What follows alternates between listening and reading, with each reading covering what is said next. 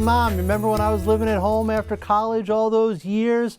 It was more years than probably, actually my mother and I got along fine. I did live at home. I was one of them. I'm not going to make the case for living at home with Mom and Dad. Quentin Fottrell is making that case. Did you live at home with Mom and Dad, Quentin? I did for a brief period. Yeah. Brief because you wanted it to be, or? I think until I was 22.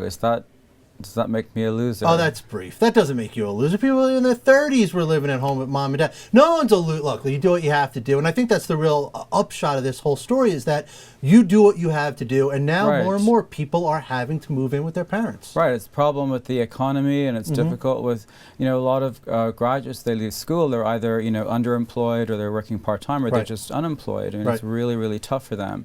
So, the only solution really is to stay at home. Yeah. And in fact, I spoke to one girl who's in her 30s, and she actually feels it was a real blessing in disguise, because while her other friends maybe 5 years ago or 6 years ago, something happened around 2008 with the economy here, housing market. 2008. What was that? I'll think about it. And they got burned, and they're sitting in houses they can't sell. And she feels really fortunate to have missed that. So, in one sense, for some people, it's been really good timing to move home and to sort of miss that housing crash.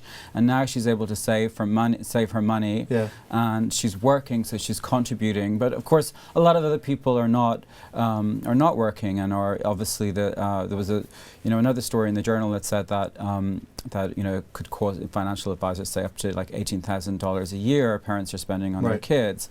But this story was really about the advantages of living at home, and that's one of them. Emotional support is obviously, as well, like generations, people are getting married later in life. There's less of a culture gap between the two generations, I think, these days. Like if you think about, your grandparents and your parents, for example.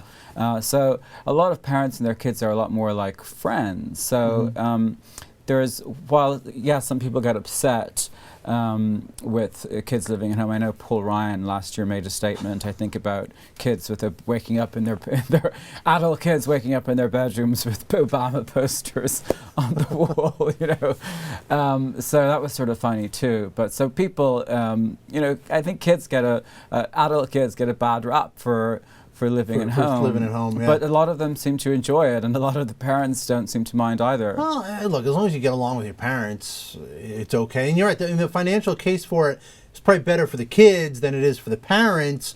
But if you can work out something on both sides, it can be amicable. It can be a good deal, right? And it's not better if you have to help your kids with a deposit, after they've paid all that rent. Maybe it's better to stay with you for a while too.